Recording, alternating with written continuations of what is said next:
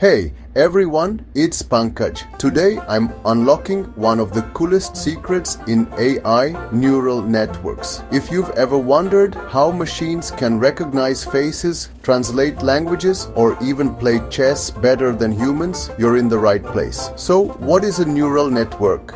Imagine it as a bunch of tiny decision makers all working together, kind of like a team of detectives solving a mystery.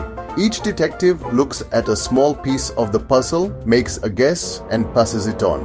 These detectives are called neurons. Yep, just like in our brains. Let's break it down. You feed in some data, maybe a picture of a cat. The first layer of neurons checks for simple things like lines or colors. The next layer looks for patterns, maybe a furry ear or a whisker. As the information moves deeper, the network gets better at understanding what it's seeing. Now here's something important.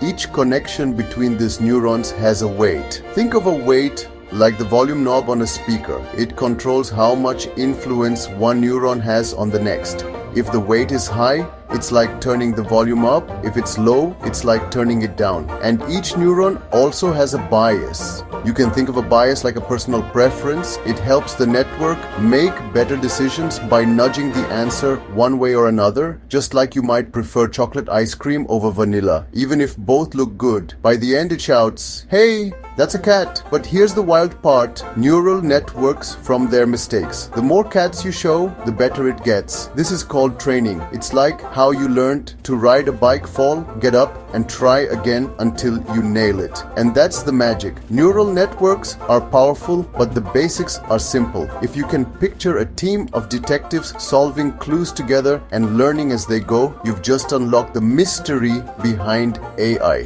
Thanks for tuning in. If you want more bite-sized AI explanations, hit that subscribe button. See you next time.